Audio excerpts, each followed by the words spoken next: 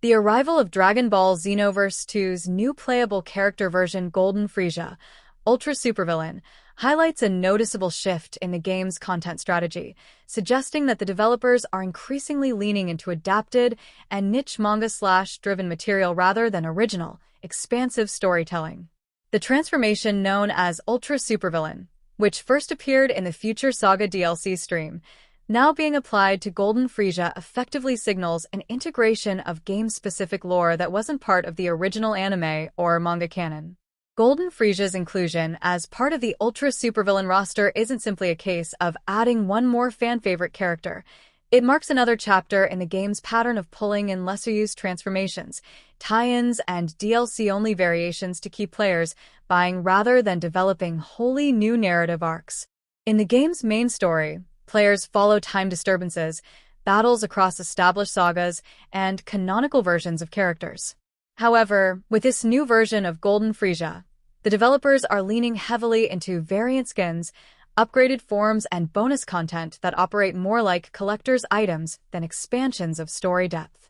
This trend raises questions about creative ambition versus monetization.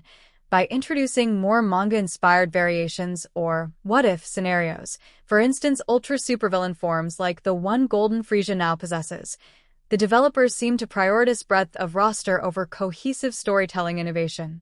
It may feel like the game is chasing new permutations of characters rather than exploring fresh narratives or original heroes. That said, such moves do keep hardcore fans engaged and bring extra value to DLC purchases. The inclusion itself is confirmed. Golden Frieza as Ultra Supervillain is a playable character. Another key indicator is how the Ultra Supervillain form originated in game-specific lore, developed by the character Fu and used to amplify villains in the Time Patrol storyline. This move underlines that the developers are mining exclusive game lore and manga/print tie-ins to expand roster possibilities. The inclusion of Golden Frieza in that form suggests the devs recognize strong demand for high-tier, rare transformations, even if those transformations are tangential to the anime/manga narrative.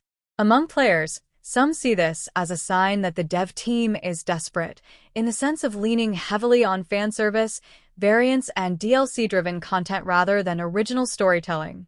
While the base game and earlier DLC offered substantial campaign modes, recent updates place greater emphasis on character variations, new forms, and roster expansions, which may indicate a pivot away from creating brand new arcs. For example, reviews of the game's many DLC packs note the sheer number of playable characters and form variants. In summary, Golden Frieza's Ultra Supervillain inclusion is a clear piece of evidence that Dragon Ball Xenoverse 2's developers are doubling down on variation-driven content tied to existing IP, rather than new stories or characters. For fans, this means more fun roster additions and transformations, but it might also mean fewer bold narrative steps forward.